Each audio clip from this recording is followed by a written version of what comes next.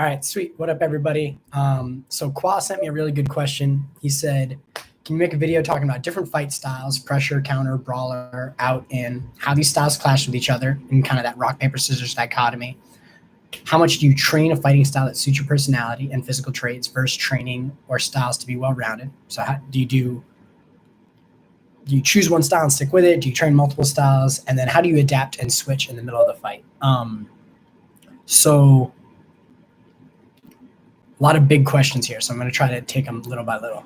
So I put up a video on Instagram basically saying like all these historical isms from boxing and from fighting, right? So like this style is beaten by this style, jab with the jabber, don't hook with a hooker. You know what I mean? Box a brawler, don't brawl a boxer.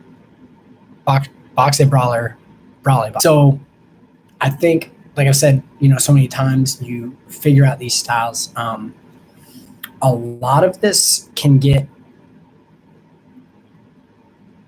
kind of cloudy because the blending between the techniques, the tactics that allow them to work, and the strategy that you implement, those three levels change a lot. If you look at warfare, like literally the battles between armies, it's been studied a lot longer than one-on-one combat with like an MMA context, right? So MMA, in the form that we think of it, has been around since probably like 2002, whenever they really like formalized a lot of the weight classes in the UFC. And boxing's been around since the 1800s, wrestling even longer than that. Kind of the current rule sets that we recognize probably for the last 100 years of wrestling in various forms. So those sports have deeper histories. Well, warfare has about the deepest history, right? So constantly changing technology, constantly changing global landscape. But the constant question is, how do you develop your military? What skill sets do you want to have within that military? What do you put your time into? And then, are you ready, right? So there's always going to be range weapons versus in close weapons. There's always going to be concentration of forces, bringing all of your firepower to a single point, versus being able to spread out and be mobile and draw somebody out and attack them that way. So if you look at warfare, you can learn a lot about fighting from the overlap of the two. When I was getting ready to be an officer in the Marine Corps and I was studying military strategy all the time, a lot of that's been brought over to coaching fighters. It's just a fighter is one person, vice an entire army. So there's never been a final answer who establishes that. And even more so, fighters can hide their weaknesses with their overall conditioning, with their athleticism, with their innate talent, with their aggressiveness, with their mindset. So there's like so many different aspects going on that are causing these things to shift. So it changes very quickly, right? Just because you have the right strategy or tactics doesn't mean you win. Because if the guy's in better shape and more aggressive, they're going to win. I was talking about this with Brucey the other day. We train and train and train to be technically perfect, to be tactically correct, to have the ability to change strategy on the fly. But at the end of the day, it's a fight. And you've got to constantly remember that and kind of go back to that. Like, also you can see, examples of when John Jones fought Chael Sonnen, he went out and wrestled him right away. So everyone's like, oh, John's a better striker. Chael's a good wrestler, so it'd be tough. He'll probably just keep it at range and strike him and use his reach. And instead, John went out and out-wrestled him. And that's a nice luxury as a fighter and as a coach when you can be like, let's just destroy their strength. We're so good that we can beat them anywhere. So you only see tactics really shine through when fighters are very even and level, and you have to choose which battleground and why and when. So when there's, when you see upsets, that's when you're seeing really good tactics, typically. Because you had to do something to bridge that gap. So where the fight took place was very important because you weren't better everywhere. So how do you develop these styles? I think you have to, just like anything else, you have to constantly get feedback, both from just journaling your own sessions, paying attention to what's happening, what techniques you're using, why, videotape yourself, watch those videos, look at what techniques you constantly use, what patterns you repeat over and over and over, and then build around that. My style as a coach is always to take what somebody has and start developing answer more of the questions that are posed by different types of fighters. So, for example, if I know somebody is a very good kickboxer, well, then everyone's going to want to take them down. So you got to start building all of the ranges of how do you move to avoid the takedown to begin with? How do you use early, mid, late defense in the takedown? How do you get up? Are you comfortable on your back? Is your stronger suit going to be defending the takedown, or is it going to be, submitting off your back? And you can have one or the other, but as long as you have one of those, you're good, right? So like Cowboy Cerrone, Anthony Pettis are great off their back. So not a lot of people will shoot and take them down. So they're kind of forced to play on the feet. Whereas other guys, Jose Aldo, you almost never see him play off his back, but he instead splits his legs, feeds the single, limp legs out, and that's how he defends and keeps it in the striking domain. So there's different ways to solve these problems, but you have to identify the problems and start building long-term towards a plan.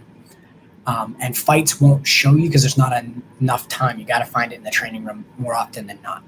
And that's where, over time, these fights will expose stuff and you become a veteran, but you don't want to wait 40 fights to figure all this out. One of the best examples of this, Dewan, when he and I trained together, I figured out after a little bit that he didn't have any takedowns in the open against a southpaw opponent. He likes shooting against orthodox guys, and he has some really slick stuff. He can take down anybody who stands orthodox. But if you stand southpaw, it frustrates him, and then his only way to get you down is to push you to the wall and use his wall game. So what happened? Well, I told Dewan, because we're friends and training partners, and I want him to get better and round out. And so what was he drilling? Takedowns against southpaw from orthodox and switching through to southpaw versus southpaw.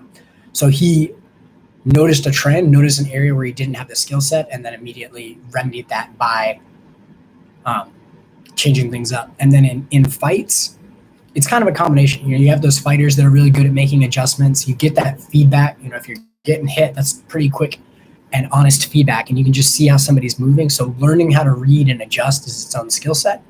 And then some fighters are really good at listening to their coaches and changing what they're doing, and others take time with that as well. And that's its own skill set of how much you trust your corner and the reads they're making and how well-rounded enough you are to implement a different game plan. So changing on the fly is really, really important.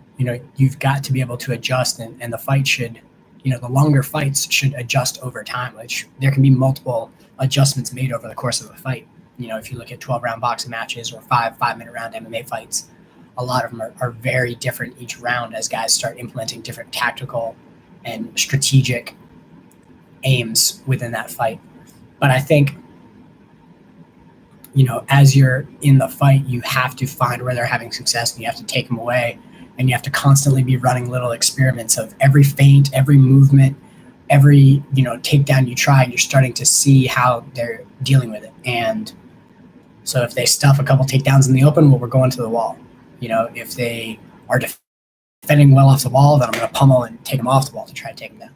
So it's being able to run those experiments, and the way you do that is run those experiments in training. Another really big piece for building out your game is to put limitations on your training, whether that's, limiting what weapons you can use, forcing yourself to use a different stance, finding partners that show very different looks and seeking them out. So that's a big key as well to like that long-term development piece of put some limitations on yourself, and those limitations will force growth. And then when you don't have the limitations, you'll have that new skill set you can rely on. So if you're the best striker in the gym, pretend that everyone you're going against is a better striker and try to take them down. If you're the best grappler in the gym, pretend that there's no way you can take them down. You know what I mean? You have to round out over time.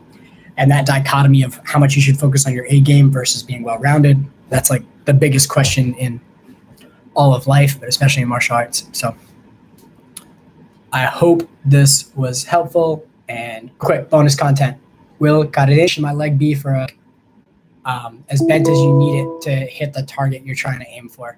I don't think there's any one way. Anyone who says there's one way to throw a kick has never watched actual Thai fighters fight. But generally speaking, I just keep a little bit of slack whenever I'm targeting the body. So I just keep my knee bent just a touch. When I'm going down to the legs, depending on the range and their height, I typically bend my knee more to get myself down. But yeah, you can bend it. And if you're talking about how bent should your leg be when you're landing, depends on target range, etc. I don't really focus on that much. I prefer the more like come up the side Dutch style knife in kick where my leg is a little straighter. I prefer that style than bringing my knee across the front of their body as much, unless I'm trying to keep them off me for takedown reasons. But yeah, round kicks, fighting, strategy, life, warfare, all in a day's work in the times of Corona. Peace out, y'all.